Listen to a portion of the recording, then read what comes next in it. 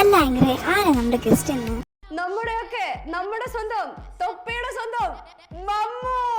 ഓ ആയിക്കോട്ടെ ആയിക്കോട്ടെ. അല്ല ഇവനെയൊക്കെ ഇന്റർവ്യൂ ചെയ്യാനുള്ള കാര്യം എന്താ? ജനലിന്റെ അടുത്ത് ജനലിൽ എറിഞ്ഞു കുളിക്കും, അതേപോലെ ഒളിഞ്ഞു നോക്കും, കുളിച്ച് അതാ. ഓ ഇതൊക്കെ കാരണമാണോ നിങ്ങൾ ഒരാളെ ഇന്റർവ്യൂ ചെയ്യുന്നത്? ആ പിന്നെ കേക്കട്ടെ. ഏത് പ്രായത്തിലാ അങ്ങനെയൊക്കെ അതെല്ലാം അതായത് എനിക്ക് ബുദ്ധി ഉണ്ട്, പക്ഷെ എന്നാലും ഒരു ഇതുണ്ടല്ലോ, ധൈര്യം പറയാ, ഒരു ക്യൂരിയോസിറ്റി. ആ എന്ത് ക്യൂരിയോസിറ്റി? എന്തിനുള്ള ക്യൂരിയോസിറ്റി? ആ കാണാനുള്ള ഒരു ത്വര. ആഹാ എന്ത് കാണാനുള്ളത് അറിയാ ചേച്ചി? എങ്ങനെ ശരിക്കും അങ്ങനെ അതൊക്കെയാ അപ്പൊ ചെയ്തോണ്ടിരുന്നത്. അതായത് എങ്ങനെ വിദഗ്ധമായി കുളിസീൻ കാണാം എന്നുള്ളതാണോ ചേച്ചി ചോദിച്ചറിയുന്നത്? ആർക്കും ആരെയും പിടിക്കുകയൊക്കെ ചെയ്തിട്ടുണ്ടോ കുളിസീനൊക്കെ? അയാലും മമ്മു വെസ്റ്റ്. ഏതിൽ ബെസ്റ്റാണ് കുളിസീൻ കാണാനോ? ഓ അതൊക്കെ പറയുമ്പോ അവന്റെ മുഖത്തുള്ള ഒരു അഭിമാനം കണ്ടില്ലേ? അതെല്ലാം പ്രൊമോട്ട് ചെയ്യുന്ന ഒരു ആങ്കർ.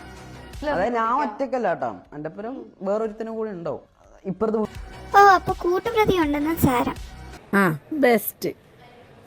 അത്ര വലിയ ഫ്രണ്ട് ഞാൻ പറഞ്ഞല്ലോ. എന്തിനുള്ള വൈബ്? കുളിസീൻ കാണാനുള്ള വൈബോ? അതിനൊക്കെ ഇപ്പൊ വൈബ് എന്നാണോ ചേച്ചി പറയുന്നേ?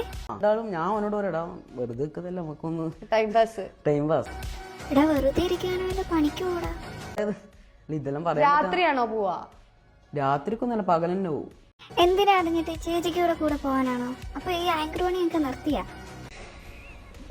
അപ്പൊ അതൊക്കെ ഏത് ആസ് എ വുമൺ എങ്ങനെ ചേച്ചി നിങ്ങൾക്ക് ഇതെല്ലാം നോർമലൈസ് ചെയ്ത് ചിരിച്ചു കാണാൻ കഴിയുന്നത്? ഉള്ളില് അധികം ബാത്റൂം ഉണ്ടാവില്ലല്ലോ, അപ്പൊ പുറത്തുനിന്ന് പോയി ഉള്ളു. പിന്നെ മംഗല സീനിലുണ്ടാ എല്ലാം ഇതിന്. ഒന്നാമത് ഇവിടെ ഗോവിന്ദ ചമ്മിയെ പോലുള്ളവന്മാരെയും കൊണ്ട് നടക്കാൻ കഴിയില്ല. സോ ഇങ്ങനെയുള്ളവന്മാരെ കൂടെ പ്രൊമോട്ട് ആക്കി വിടരുത്.